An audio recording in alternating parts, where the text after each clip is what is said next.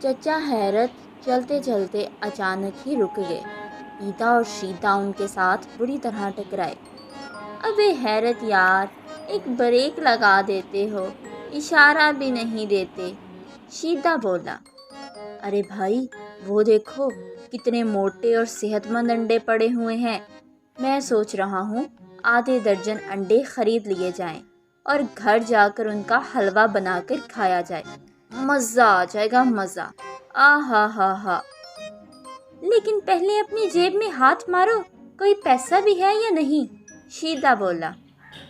اوہ ہاں، زیادہ زور سے نہ مارنا، کوئی نوٹ زخمی نہ ہو جائے، ایدا ہنس پڑا۔ چچا حیرت دکان کے قریب گئے اور دکاندار سے بولے، ارے بھائی تم نے یہ انڈے کیسے دیتے ہو؟ دکاندار بوکھلا کر بولا، آئے ہائے میری مجال کہ میں انڈے دے سکوں، انڈے تو برائلر مرغیوں نے دیے ہیں، میں تو انہیں بیچ رہا ہوں 135 روپے کے درجن۔ اچھا فلسفی مت بنو، یوں کرو آدھا درجن انڈے دے دو، کیا زمانہ آ گیا ہے، ہمارے بچپن میں خالص دیسی 4 آنے کے درجن مل جاتے تھے۔ ارے بھائی اگر ایک درجن انڈے ہوں 135 روپے کے تو آدھا درجن کتنے کے ہوئے؟ ایدا بولا۔ 100 روپے کے آدھے ہوئے 50۔ چچا حیرت نے حساب لگایا اور 35 کے آدھے بنے 17.5۔ اس طرح کل رقم ہو گئی نہ جانے کتنی۔ ارے کوئی بھاگ کر کیلکولیٹر لاؤ، یہ اس سے زیادہ آسان ہے کہ یہ صاحب ایک درجن 130 کے لگائیں تاکہ اس کا آدھا کرنے میں آسانی رہے۔ چچا حیرت نے آنکھیں گھمائی، ارے بھائی کاہے کو اتنے چکروں میں پڑے ہو، یہ لو 135 روپے اور آدھا درجن انڈے دے دو۔ ہا ہا ہا ہا، لگتا ہے چچا حیرت پاگل ہو چکا ہے، دکاندار نے سوچا۔ انڈے لے کر وہ آگے کی طرف چل پڑے۔ ایتے نے حیرت چچا سے پوچھا، کیا حلوہ بنانے کا باقی سامان گھر میں موجود ہے؟ ہاں ہاں حیرت ہے، کمال ہے، کیوں نہیں ہے، تم بے فکر ہو جاؤ، گھر میں ماچس، پلیٹ، گھی، کڑاہی سب کچھ موجود ہے، وہ بولے۔ کیا خوب مزیدار تیار ہوگا، شیدا کھل کر ہنسا۔ گھر پہنچ کر ایدا اور شیدا بیٹھک میں بیٹھ گئے۔ چچا حیرت اندر گئے، لو بھائی ایدے اور شیدے، بیگم کو تو اپنے کسی رشتہ دار کے ہاں جانا پڑ گیا، اب حلوہ ہم تینوں کو ہی تیار کرنا پڑے گا۔ کیوں؟ تینوں کو کیوں؟ تم اکیلے ہی بناؤ، ہمیں حلوہ بنانے کا کوئی تجربہ نہیں، ہاں کھانے کا پرانا تجربہ ہے، ہا ہا ہا ہا، ایدا زور سے بولا۔ ہٹ کام چور اور نکمے کہیں کے، چلو کوئی بات نہیں، میں خود ہی بنا کر لاتا ہوں۔ درجن گھسے ہوئے انڈے ایک بڑے برتن میں پھینٹ لیے۔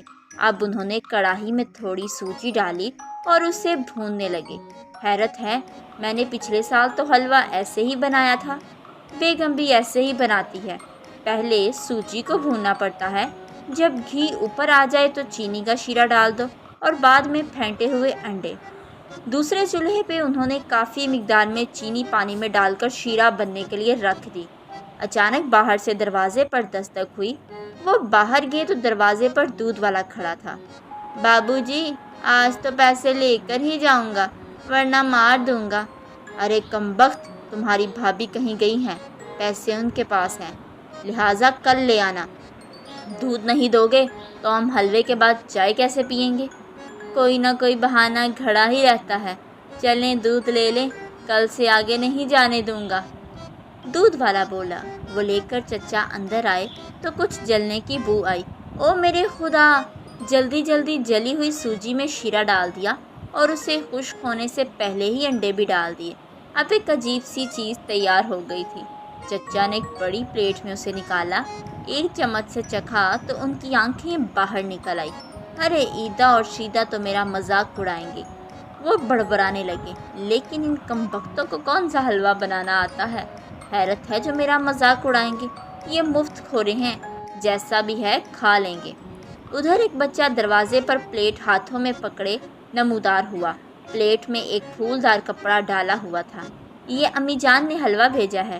ایدھے نے بھاگ کر پلیٹ پکڑ لی، اس پر سے کپڑا اٹھایا تو گرم گرم حلوے کو دیکھ کر وہ خود پر قابو نہ رکھ سکا۔ ایدا اور شیدا دونوں ہاتھوں سے حلوے پر ٹوٹ پڑے۔